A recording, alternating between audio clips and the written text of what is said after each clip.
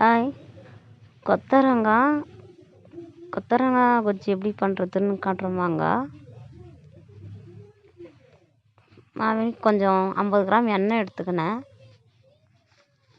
எண்ணெய், கடுகு சீரகம் எல்லாம் போட்டு, வெங்காயம் போட்டு தாளிச்சிக்கினேன். கருவேப்பிலெலாம் போட்டு நல்லா வதங்கணும்.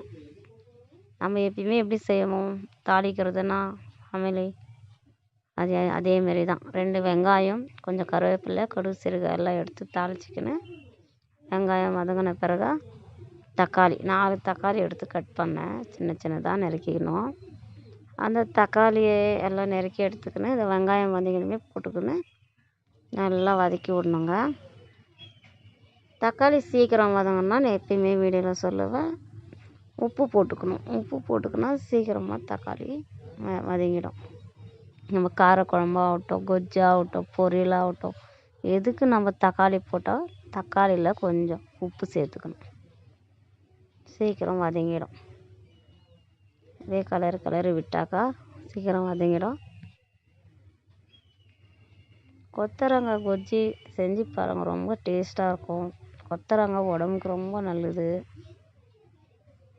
கொத்தவரங்காய் எவ்வளோ எடுத்திருக்கேன்னா 1/4 kg எடுத்திருக்கேன். அது 1/4 kg எல்லாம் கட் பண்ணி வச்சுன்னு இருக்கேன். க்ளீன் பண்ணி வச்சுட்டேன். அது ஒரு பக்கம் தண்ணியில் வச்சுருக்கேன். தக்காளி எல்லாம் வதங்கிடுச்சு. தக்காளி வதங்கியிருந்தால் நம்ம கொத்தவரங்காய் போட்டுக்கலாம். கொத்தவரங்காய் அதில் போட்டு நல்லா வதக்கணும்.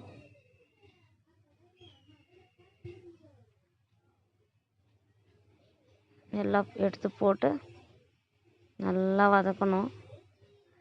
கொத்தவரங்காய் வதங்கியிருந்தமே தேவையான பொருளெல்லாம் சேர்த்துக்கலாம். நம்ம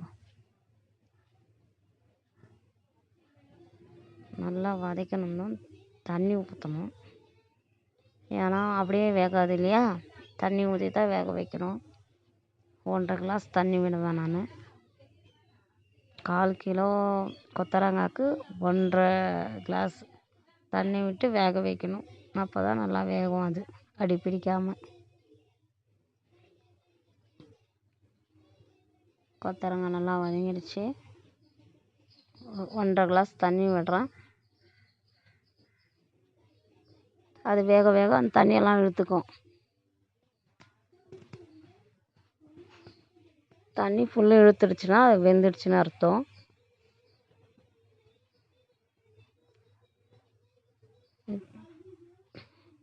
இதுக்கு சாம்பார் பொடி தேவையான அளவு உங்களுக்கு எவ்வளோ காரம் வேணுமோ அவ்வளோ போட்டுக்கோங்க. நான் 2 ஸ்பூன் போட்டிருக்கேன். 2 ஸ்பூன் சாம்பார் தூள், கொஞ்சம் மிளகாத்தூள், மஞ்சத்தூள் போட்டு எல்லாம் மிக்ஸ் பண்ணணும்.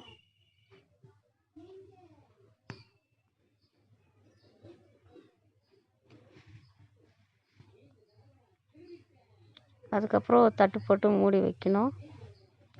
அது நல்லா ஒரு 10 நிமிஷத்தில் நம்மளுக்கு வெந்துடும். எப்பயுமே காரக்குழம்பு இந்தமாரி கொஜ்ஜுங்க எல்லாம் சீக்கிரம் செஞ்சிடலாம்.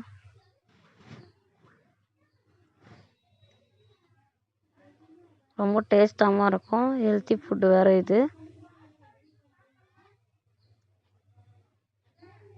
வெந்துடுச்சு. எனக்கு இன்னும் கொஞ்சம் இலக்கா வேணும். கொஞ்சம் தண்ணி ஊற்றிக்கிறேன் நான். பாருங்கள், கொஞ்சம் கொஜ்ஜாட்டம் நல்லா வந்திருக்கு. இன்னும் கொஞ்சம் தண்ணி ஊற்றினா அதுதானே காரக்குழம்பு. இல்லை ரொம்ப சுண்டலாக கெட்டியாக இருந்துச்சுன்னா அதுதான் பொரியல். ஓகே, வீடியோ பிடிச்சிருந்தா